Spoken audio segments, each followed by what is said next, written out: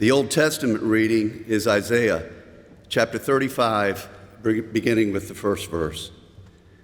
The wilderness and the dry land shall be glad. The desert shall rejoice and blossom. Like the crocus, it shall blossom abundantly and rejoice with joy and singing. The glory of Lebanon shall be given to it, the majesty of Carmel and Sharon. They shall see the glory of the Lord, the majesty of our God. Strengthen the weak hands and make firm the feeble knees. Say to those who are of a fearful heart, be strong, fear not. Behold, your God will come and save you. Then the eyes of the blind shall be opened, and the ears of the deaf unstopped. Then shall the lame man leap like a hart, and the tongue of the dumb sing for joy. For waters shall break forth in the wilderness, and streams in the desert. And a highway shall be there, and it shall be called the Holy Way. No lion shall be there, but the redeemed shall walk there. And the ransomed of the Lord shall return, and come to Zion with singing.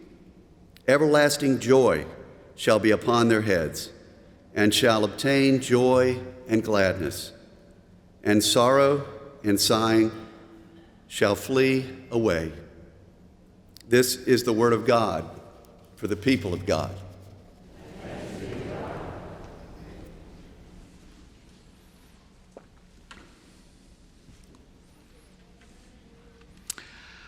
I'm in the thick of reading Anthony Doerr's new novel, Cloud Cuckoo Land. And it's one of those books, like, you got to pay attention while you're reading, and sometimes you have to go back because something's happening here at one time period, and something else is happening in another place in another time period, and something else is happening in yet another place in another time period, and there appears to be no connection whatsoever. And you think, is this ever going to come together? How is it going to come together?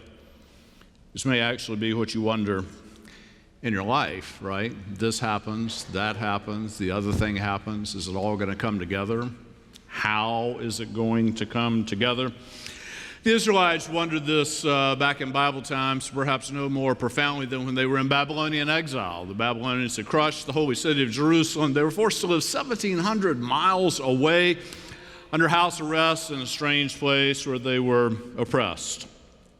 And the prophet Isaiah stands up and says to these people who have no hope, they have no strength, they have nothing.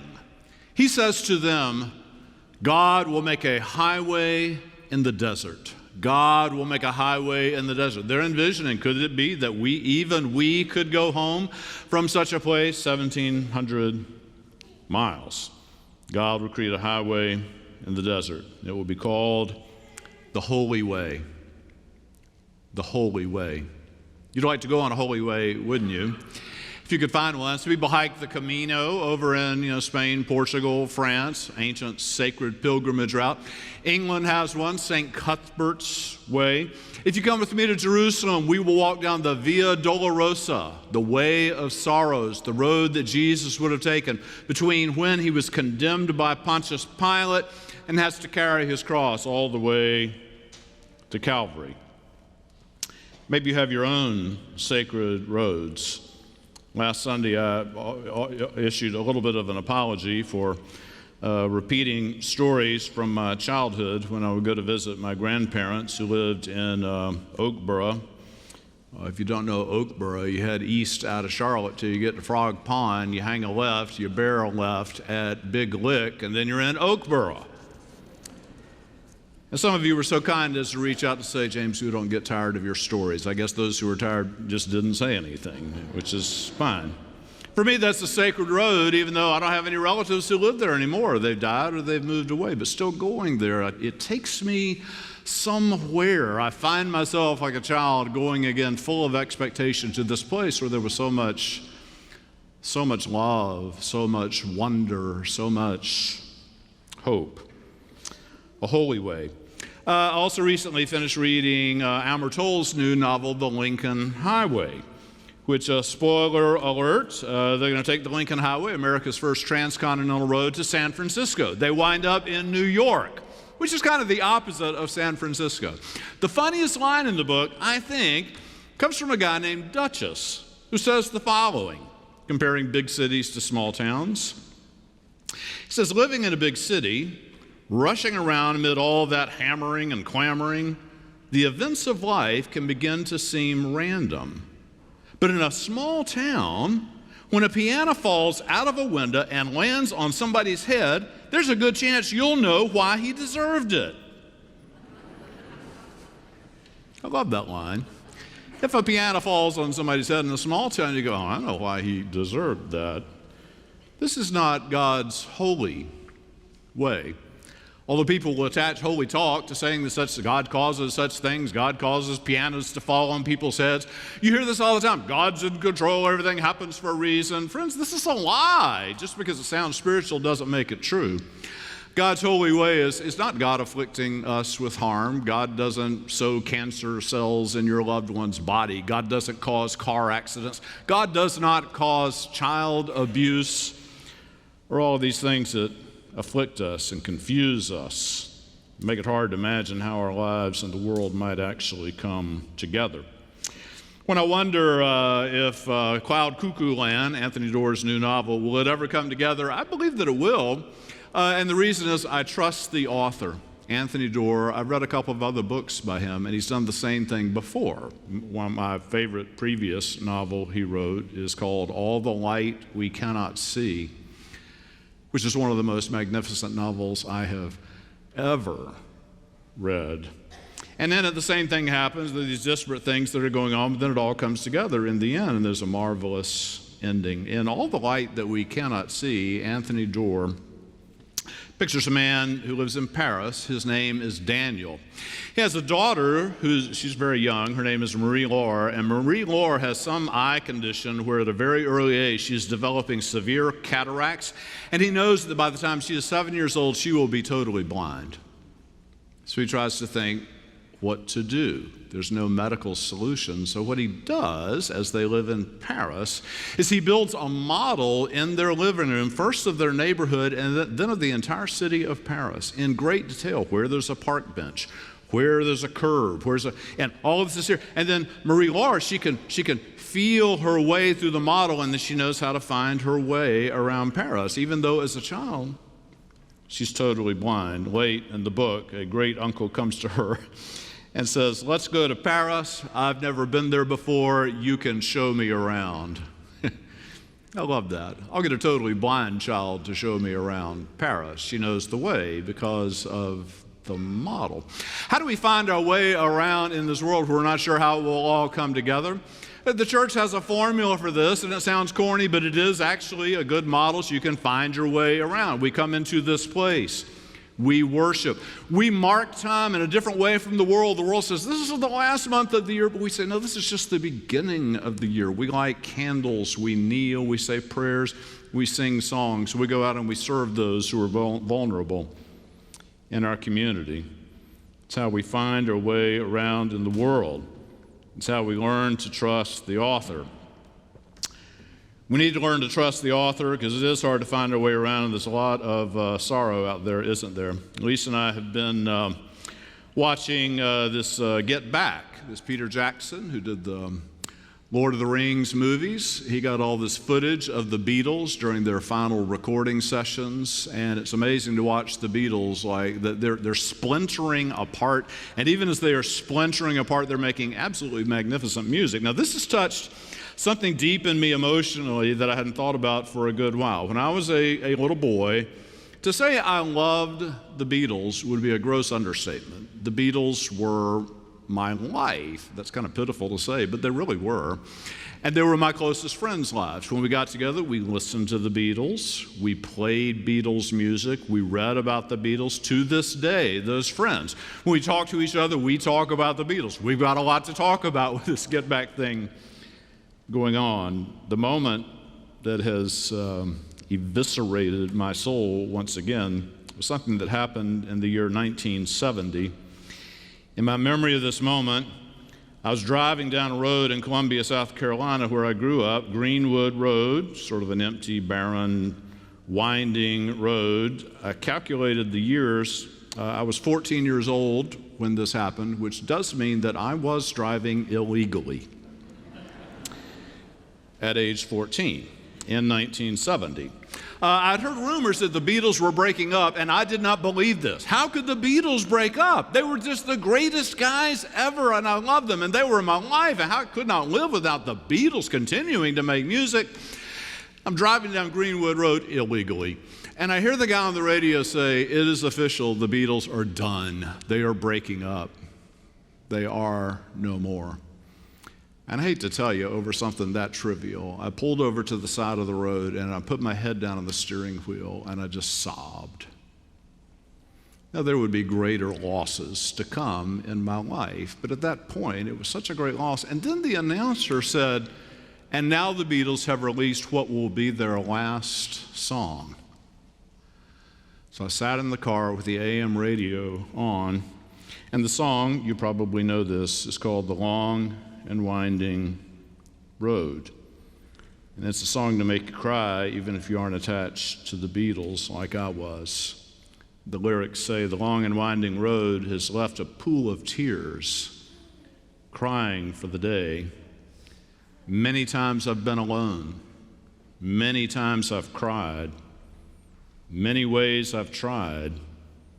And still they lead me back to the long winding road that leads to your door, that will never disappear. It always leads me here, leads me to your door." Paul McCartney, in writing this, he's thinking about a lover. He's thinking about friends. The long and winding road always leads me back to your door. I hear it differently now. I think about this long road, and there's a pool of tears. There is sorrow, but where does that road lead? It leads to your door. Whose door? For me, it leads me to the door of God. Where else are you going to go to make sense out of your life, to make it all come together? God does things like this. The most amazing thing in the Christmas story, I think, is the Magi, right? It's the wise men. They are astrologers. And astrology is bunk. It's not a real thing. I realize in saying that, there's probably a Pisces out there who's thinking, he just doesn't know. But in Jewish and Christian religion, astrology just isn't a thing. And God is so eager to reach everybody that God even uses astrology. These Magi, they look up at the stars and they follow it and they find Jesus. God is so eager to find us, he'll use anything. It's like in that novel, The Shack, which sort of recreates the theological story. Mac is this guy, and he encounters a guy out in the woods that he figures out is Jesus. And my favorite line is when he said, "Do all roads lead to you, Jesus?" And Jesus says, "Oh, no." He said, "Lots of roads don't lead anywhere at all." He said, "But there's no road I won't take to find you. There's no road I won't take to find you." God takes all kinds of roads to find us. It might be a Beatles song for a 14-year-old by the side of the road. It might be a novel by Anthony Doerr or Amor Tolls. It might be the lights that you notice when you're driving down the road. You notice how beautiful it is? And it seems to tap into something in you. There's just lights that people are stringing along the way. It might be a Christmas song that you hear.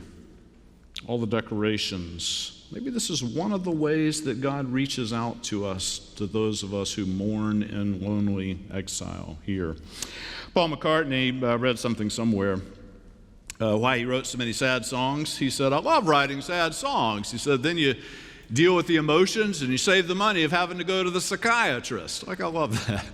Paul McCartney's worried about saving money, really. So, save money going to the psychiatrist. One of the mistakes that we can make in the holy way of God is some people think, I've got darkness in me, our relationship is a mess. I'll just pray. I'll just trust God. And it's good to pray and it's good to trust God, but friends, that is not enough any more than if you have a pain in your side or a pain in your tooth, you need to go to the dentist, you need to go to the gastroenterologist, you need to go to a psychiatrist, you need to go to a therapist, get some help. It's one of the way God brings healing to us. This is interesting. God speaks of there'll be a highway in the wilderness, and it will be called the holy way. We get confused about the word holy sometimes. We think holy, oh, that's just the really good, squeaky clean people that are like us. They're not dirty. They don't make bad decisions, and so on. This is so mistaken. An amazing thing happened back in 1858. In France, there was a little 14-year-old girl named Bernadette Soubirous. And she went to pray at this stone grotto one day, and as she prayed at that stone grotto, Mary appeared to her. Now, I don't know what you make of such things. You know, I'm a cynic by nature, so I go, yeah, she was a Catholic. She was imagining such a thing. But she said that Mary appeared to her and spoke to her. And she went back every day for 2 weeks, and Mary kept talking to this little 14-year-old girl, and a spring began to bubble up out of the ground. So she decided after 2 weeks of this, she needed to tell some grown-ups, and she did, and most grown-ups scoffed at this, but others said, there's something here, we've got to build a chapel. And so they built a chapel there, and that place is called Lourdes, and it is a place where to this day millions of pilgrims go every year seeking healing. There's a guy that I know in Charlotte. This is amazing to me. In his retirement, I don't know what do people do in retirement. You play golf or something. What he does in his retirement is he takes his money and he finds people who the doctor has finally said, there is nothing that we can do, and he puts them on a plane and he takes them to Lourdes in France, and they drink some of that holy water that came up out of that spring in the hope of being healed. I have a friend, a few years back, she had a month between jobs. She went to Lourdes for a month. And when she came back, I said, wow, how was Lourdes? You had a month there. She said, it was amazing. I said, did you see any miracles? She said, every day. I said, wow, tell me about that. She said, there was a miracle every day. She said, every day at Lourdes, it doesn't matter who you are or where you're from, or how you're broken, you are loved and welcomed. And that shouldn't strike us as any big miracle. If you want a mission for what's the church supposed to be about, this isn't the place where spiritual people come, people who are doing fine come, although everybody I've asked this morning is in fact doing fine. That's kind of an amazing thing to me. I suspect there's a little fibbing in there. Right? This isn't the church for fine people. This is a place for people that doesn't matter who you are or where you're from or how you're broken. You are loved here. You are loved here, and that tells us what our mission is outside. If you listen to Isaiah's passage that John read for us so well, it talks about the people whose hands are weak, whose knees are feeble, who have fearful hearts, whose vitality is crushed, whose authority has been nullified. Walter Brueggemann, great Old Testament scholar, commenting on this passage, said, this is the roll call of the marginalized. This is the roll call of the marginalized. Who are the people in our world who are marginalized? Who are the people who are vulnerable? They don't have anybody to stand up and speak for them. If something happens to James Howell, I've got capital. I've got connections. I can get help. Who are the people that there's no one who will speak up for them? The church's mission is to care for those people. That's what we are about. That is how we find our way to God. It is how God finds God's way to us, is through such people. Through such people. I think about, political candidates, and we vote for them, we like them because of, whatever.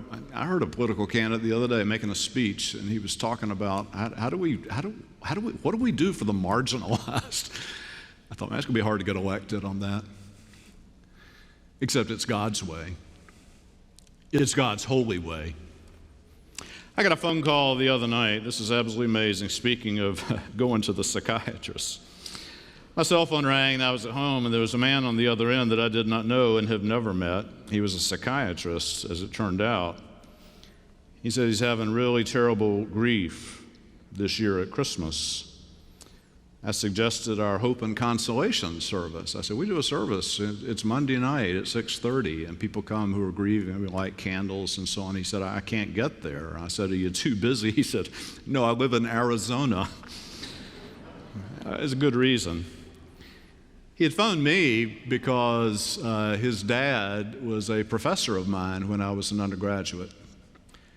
And somehow, I don't know why, over the years, his dad had remembered me and had followed my career and would talk about me periodically. Now, his dad died 9 years ago.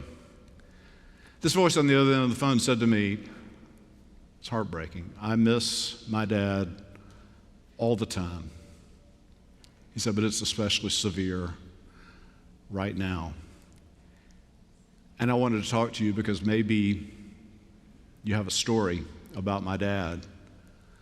I said, well, I do. I told him a couple of stories. They were fine, upstanding stories about how great a man his dad was. It's kind of funny. When I finished the second one, he said, that wasn't what I had in mind. I'm like, well, what do you want, dude? He said, do you have a funny story?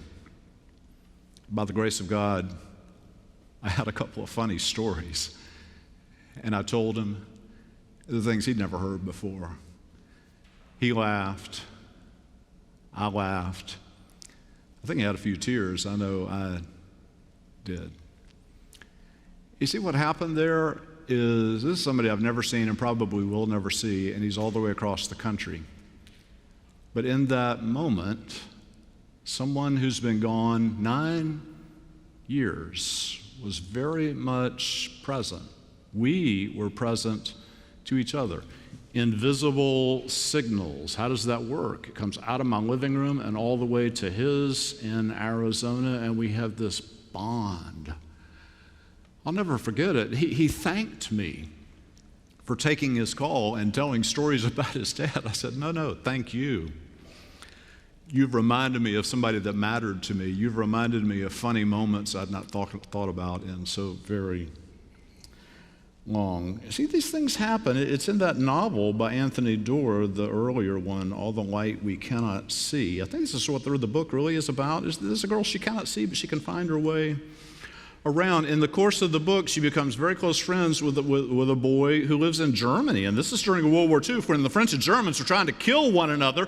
But because she has this radio, she's able to communicate with him. And they become very, very close, and they love each other. Even though they've never been together, they speak across this distance. And later in her life, she ponders all of this. How do I, as a blind person, find my way around? And how did I befriend this person with these electromagnetic waves that they go flying over Denmark and Belgium, and they found their way to Germany, and I got to know this boy. She marvels at this, and then here's what she says late in the book that's so profound. It is hard to believe that souls also might travel such paths, that my father and Werner, and she names a bunch of other people she's loved and lost, might harry the sky in flocks like egrets, like terns, like starlings, that great shuttles of souls might fly about, faded but audible if you listen closely enough.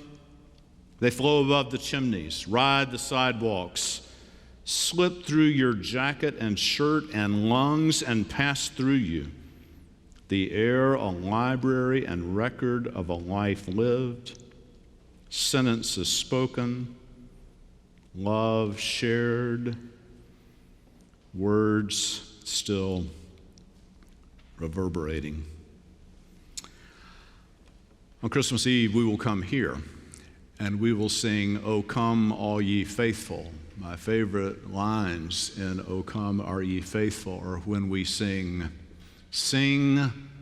choirs of angels, sing in exultation, and then sing all ye citizens of heaven above. I mean, my friends, we will come in here, and the singing on Christmas Eve is amazing, but we will actually be joined not just by those in the room and not just those who are joining us online, but the very angels of heaven, the very citizens of heaven.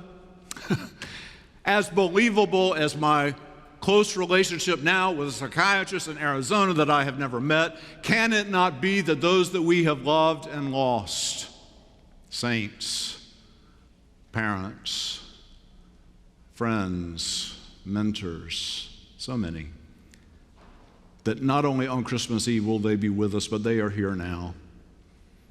And they are here with us as we are on the road going home, as we look out at the Christmas lights, as we have our meals. They are with us. We are not alone. It doesn't matter where you're from or how you're broken. God makes that happen. God is always with us. There's healing. That's how it all comes together. God does not drop pianos on people's heads. We belong with Him. We are at His door. That's where the long, winding road ends and then begins, as we too will pass through that door. Thanks be to God.